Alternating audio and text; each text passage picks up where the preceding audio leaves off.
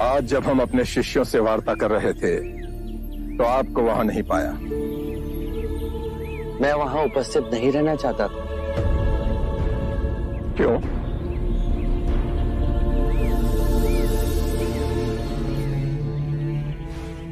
आप अपने शिष्यों को संबोधित कर रहे थे। यदि स्वाभाविक कोई प्रश्न मेरे मन में जागता तो आपके शिष्यों के सामने उसे पूछना आपको दुविधा में डाल सकता था। परंतु यहां तो एकांत है। अब हम वार्ता कर सकते हैं। कृपा करें, आप दुख के संबंध में कुछ कह रहे थे। क्या आप ये मानते हैं कि दुख सत्य है? क्या आप ये भी मानते हैं कि दुख के कारण भी है? हाँ। यदि कारण है तो दुख तो रहेगा, और यदि कारण ही समाप्त हो जाए तो दुख भी लुप्त हो जाएगा, जैसे सूर्य के प्रकाश से अंधेरा। आप सुनी सुनाई बातें नहीं कहते, अपने गहन अनुभव के आधार पर कहते हैं।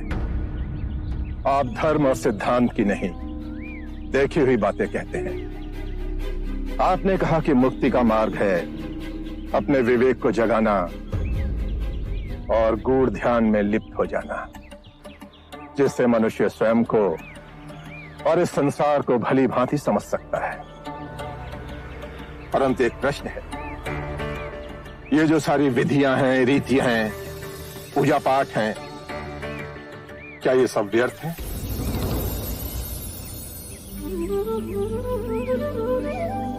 यदि कोई व्यक्ति इस नदी के दूसरे किनारे पर जाना चाहे तो वो क्या करे? यदि जल गहरा नहीं है तो वो चलकर जा सकता है, और यदि जल गहरा है तो वो नाव की सहायता से जा सकता है या स्वयं तैरकर जा सकता है। यदि वो चलना ना चाहे और ना ही तैरने को तैयार हो और ना ही नाव ले जाने को तैयार हो, और वो कहे कि मैं प्रार्थना करता हूं इस नदी का दूसरा किनारा स्वयं चलकर मेरे पास आ जाए, तब तो ऐसे व्यक्ति को मूर्ख कहेंगे, महामूर्ख। इसी प्रकार यदि व्यक्ति अज्ञान और भ्रांति को अपने विवेक से मिटाएगा नहीं तो परम आनंद और मुक्ति के दूसरे छोर पे कैसे पहुंच पाएगा? चाहे वो पूजा करे या अनुष्ठान या व्रत करे या किसी नीति पर चले, वो इस किनारे ही रहेगा। हमने सारे शास्त्रों को पढ़ा, उन पर व्याख्या की, परंतु जीवन के इतने जटिल सत्य को इतनी सरलता से किसी ने नहीं समझाया, किसी ने नहीं समझाया। आप इस भटकती मानवता को परम ज्ञान का मार्ग दिखाएंगे। आप करुणा के सागर हो। हे बुद्ध, आप हमें अपना अनुयायी स्वीकार करें। बुद्धं शरणं गच्छामि, धम्मं शरणं गच्छामि।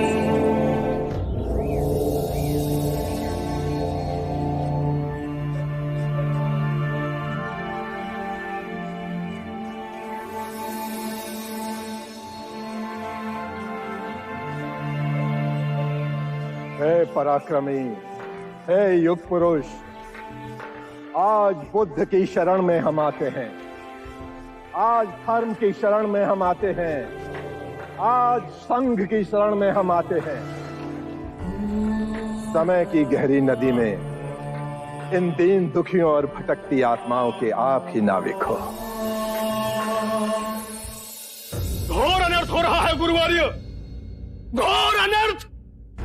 कोई मोहिनी सिद्धि है उसके पास जो अपने को बुद्ध कहता है।